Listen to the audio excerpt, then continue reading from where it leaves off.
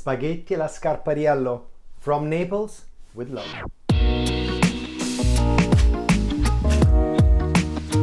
The spaghetti alla Scarpariello is the epitome of Italian cuisine. Basic ingredients and all put together, making an amazing pasta.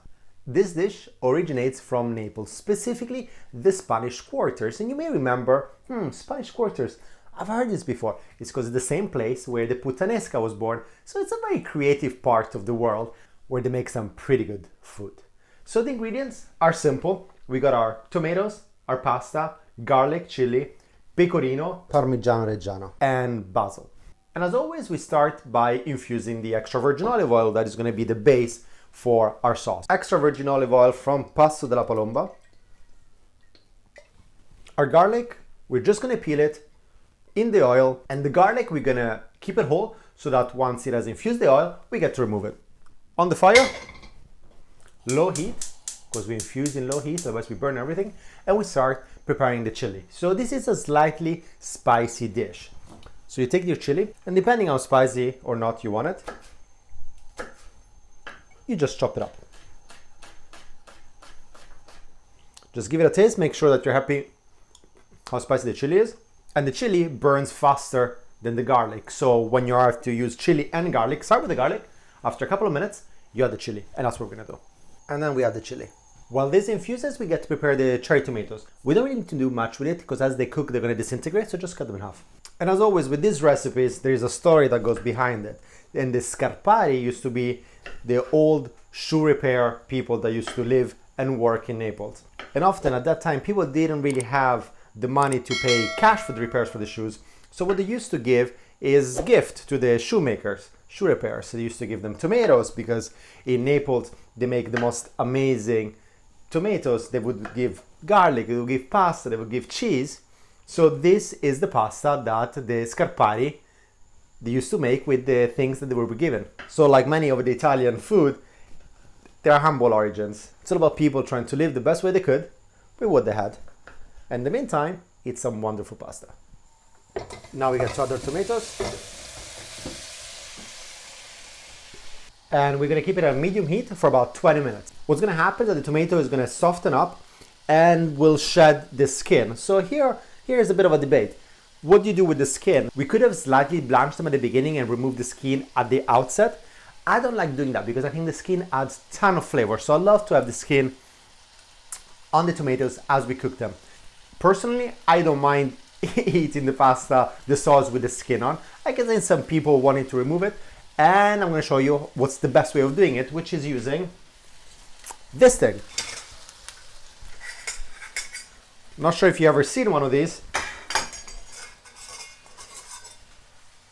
In Italy, we call it pasta verdure, so we get the vegetable to go through this. So it's nothing more than a mesh.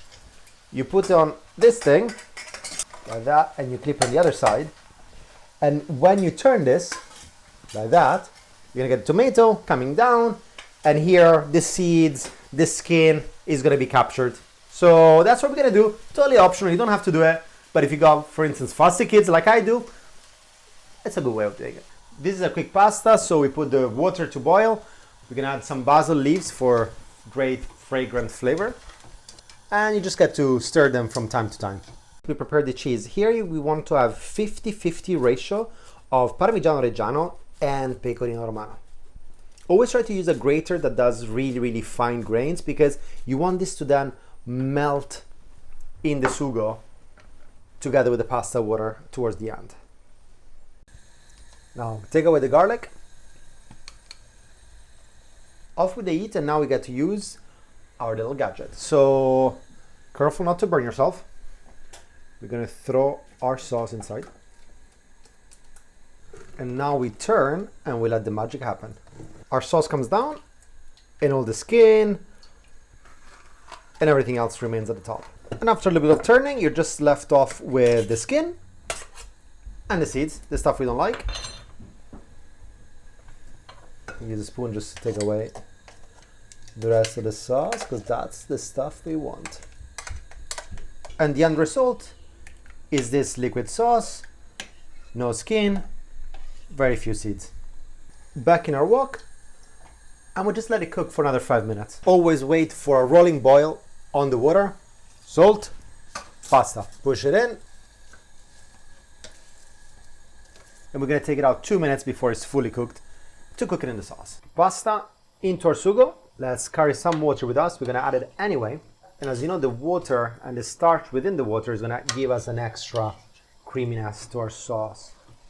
So ladle goes in. And at this point, we are keeping the cooking water here, but I switched off the fire because I want this water to cool down. And that's an important thing, and I'll show you why in a second. In the meantime, keep turning this. Let it cook completely. And you see the sauce is getting dense. And it's getting creamy. Check it out. And you just taste the spaghetto from time to time until it's cooked. So now, literally the smallest of splashes and we're done. Now this is super important. All the fire is off. We're gonna move our pans around so that they don't get heat. So let's move our cooking water over there. We're gonna move our wok over here. And we want that because we need to lower down the temperature.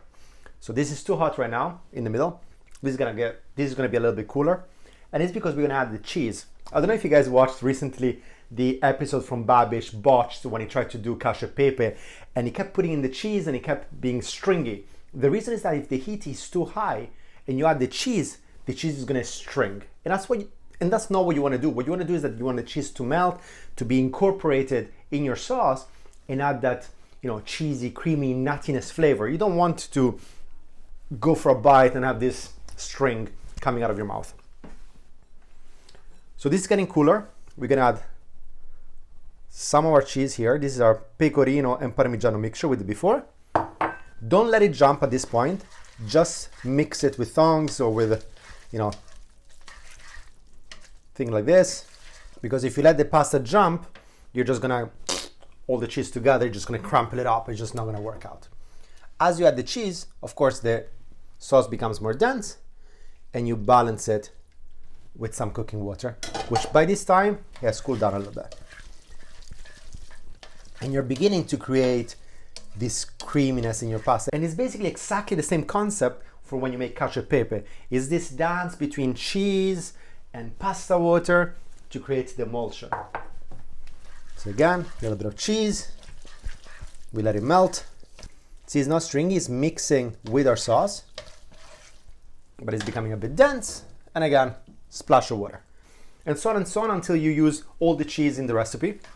Look at the creaminess of this sauce, and it's cheesy, and it's got fantastic flavors from our tomato. And that's us done.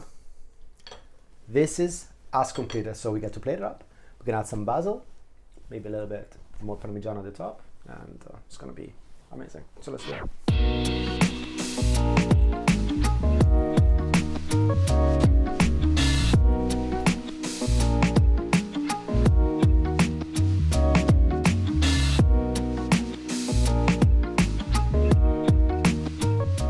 Finish it off, creme de la creme, the best Italian extra virgin olive oil money can buy from Pasto della Palomba, and this is us done.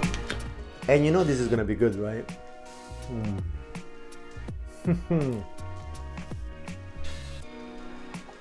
The beauty and simplicity. Go ahead and make it for yourself. Buon appetito.